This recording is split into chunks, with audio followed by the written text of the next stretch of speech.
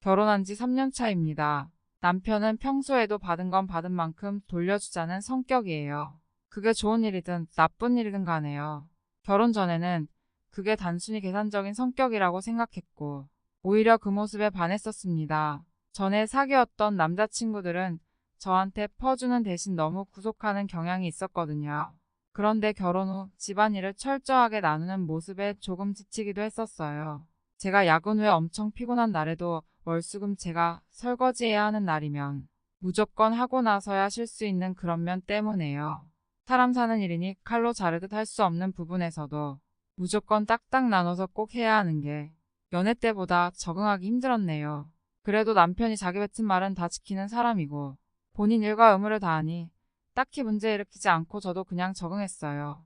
그러다 이번에 저희에게 선물과도 같은 아이가 찾아왔어요.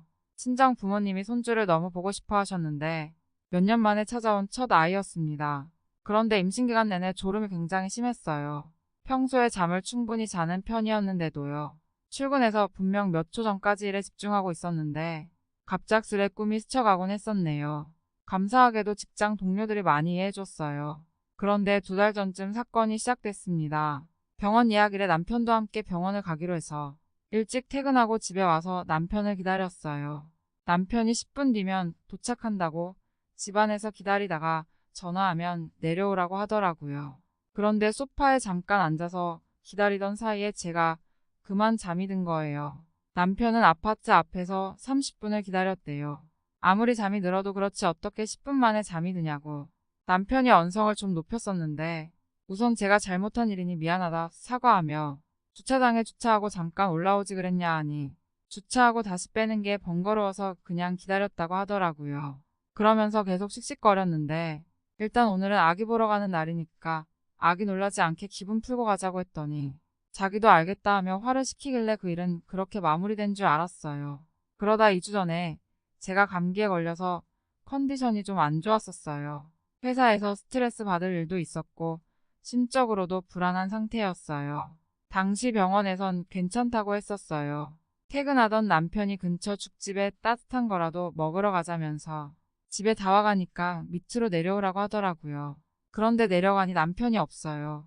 전화하니 길이 밀려서 아직 도착을 못했다고 먼저 죽집에 가 있으라고 하길래 걸어서 10분 거리라 그냥 걸어갔어요. 도착하니 문이 닫혀 있어서 다시 집으로 가면서 전화를 하니까 날도 추운데 데리러 갈 테니 앞에서 기다리래요. 5분이면 도착한다는 말을 붙이면서요. 그렇게 다시 10분쯤 기다렸는데 컨디션이 너무 안 좋아서 그런가 갑작스럽게 극심한 어지럼증이 느껴졌어요. 서서히도 아니고 너무나도 갑자기요. 남편한테 언제쯤 도착하냐고 갑자기 너무 어지러워서 힘들다고 했더니 진짜 1분이면 도착한다는 말을 또 하더라고요. 근데 단일초도 못 버틸 것 같아서 택시를 잡아가겠다고 하니 너 태우려고 경로도 바꿨는데 아무리 아파도 1분을 못 기다리냐며 임신 중이라도 배려심이 없는 것 같다고 하더라고요. 마침 그 순간 바로 앞에 택시가 서더니 사람이 내리길래 전화를 끊고 내리는 분께 정말 실례지만 제가 너무 어지러워서 그러니 부축을 부탁드려도 되냐 하고 그 택시에 올랐어요. 기사님한테는 근처 병원으로 가달라고 했고요. 택시 타자마자 다시 남편한테 전화가 와서는 택시 타는 거 맞다.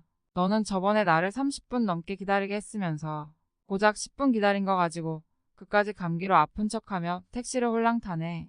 이렇게 말하더라고요. 그까지 감기라니. 지금 병원 가는 중이야. 나 지금 말 꺼내기도 너무 힘들어. 그리고 택시 타는 거 봤으면서 왜 자기 차에 안 태웠어? 하고 되물어보니 20분 더 채우고 태우려고 지켜보고 있었는데 이미 타버리는 걸 어떡해. 라고 하더군요. 너는 나랑은 다르게 본인 몸 편한 생각만 하는구나. 라면서요. 저는 어지럼증으로 반쯤 누워서 가던 상황에 저 말을 들으니 정말 정신이 아득해지고 도대체 내가 지금 무슨 말을 듣고 있는 건가 싶더군요. 그러면서 구역질과 오한, 과호흡이 겹치면서 온몸이 찢어지는 느낌이 들면서 그대로 쓰러졌어요. 택시기사님이 119에 신고하시면서 병원으로 갔고 저는 유산했습니다. 정신이 든 이후로 계속 울기만 했네요. 지금은 친정집에 있고요. 눈 뜨자마자 이혼 결심을 했고 부모님한테 전후 상황을 다 말씀드렸어요. 엄마는 제 앞에선 안 울려고 하시지만 훌쩍이는 소리가 계속 들려요. 이런 모습을 보여드리니 너무 죄송스럽네요. 지난날 남편이 친정집으로 와서 아빠한테 몇 차례 뺨을 맞았어요. 이후에 남편이랑 아빠랑 소리 지르며 나눈 대화는 정말 충격적이었어요.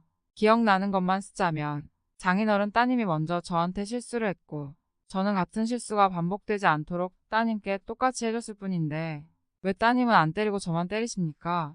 라고 하더군요. 그걸 정말 모르겠어서 물어보나 자네는 뉴스에 나오는 사이코패스인가? 딸애가 임신하고 피곤해 못 이겨서 30분 기다리게 했다고. 진작부터 몸도 안 좋다는 애를 자네 애를 가진 부인을 밖에서 그렇게 세워두나? 했더니 겨우 10분 세워뒀습니다. 그러다 일 터진 게 제 잘못입니까? 라고 맞받아 치더라고요. 자네는 아이도 잃고 아내도 힘겨워하는데 헛소리만 하고 있네. 이렇게 얘기하는 거 방에 있는 내 딸이 다 들을 텐데 자네랑 다르게 난 감정이 있는 애비라 딸이 더 상처받게 하고 싶지 않네. 더 이상 찾아오지 말고 이혼해.